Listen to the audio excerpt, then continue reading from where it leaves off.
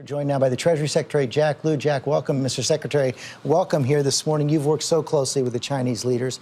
How concerned are you about a violent crackdown, and what would that mean for relations with the U.S.? Well, good to be with you, George. Obviously, we're watching the situation closely. It's very important that the situation be resolved through peaceful discussion. Has that been communicated to the Chinese? I think that there have been conversations through our national security channels. The president dropped by when the foreign minister was visiting just last week at the White House. And I think we all need to send the same message. It's important this be resolved through discussion and peaceful discussion. Let's talk about the economy. Solid jobs report on Friday. Unemployment below 6% for the first time since 2008. On track for the best job creation in almost 15 years. But as you know, Americans are just not feeling it. I want to show our latest ABC News poll.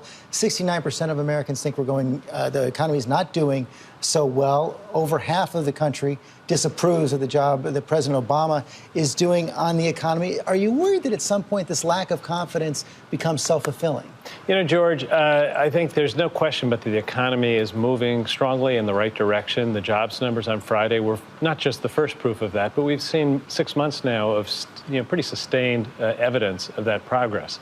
You got to remember where this started. When the president took office, we were losing 800,000 jobs a month. Over the last 6 months, we've been growing 227,000 jobs a month. That's a huge swing, and it is affecting the lives of Americans, but there's also a lot of memory of where we were in 08 and 09. The president spoke this week to what we need to do to make sure that the recovery reaches the lives of middle-class Americans. And let's remember, it's not just because it's the right thing to do and it's fair, it's how we grow our economy. Our economy grows from the middle. We need to do things like invest in infrastructure. We need to do things like invest more in education and training. And, we need to raise the minimum wage. But you need the Congress for that. That's not happening right now. Is there anything the president can do on his own? Well, look, we've done quite a lot since the president took office. When I became Treasury Secretary just under 2 years ago, we were still at the end of the period when the world looked at the United States as having been the source of the financial crisis. Just 2 weeks ago, I met with my counterparts at the G20 meeting, and what I hear now is, how do you have the resilience to bounce back? The answer is we make policy. We've made tough decisions beginning at the start of the administration that have caused the growth, helped to drive the growth in the economy. We have more policy that we need to do, and nobody should write off the next 2 years. Nobody should expect that we're not going to get more done in the next 2 years. I want to talk about a scary cyber attack this week. JP Morgan revealing that 83 million households and businesses had their personal data compromised.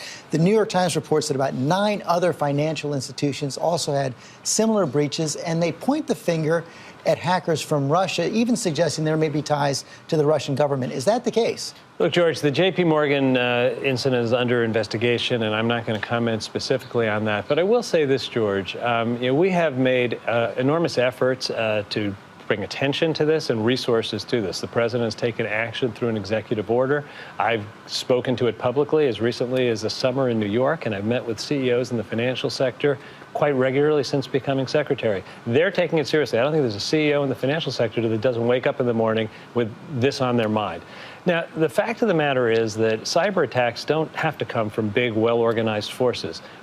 One smart person and one bad person can do an awful lot of damage. It's something that we have to pay attention to every day. We still need legislation to make it easier for the industry to cooperate.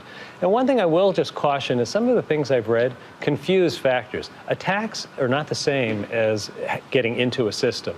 And I think that some of the reports are confusing the two. So no concern about Russian government?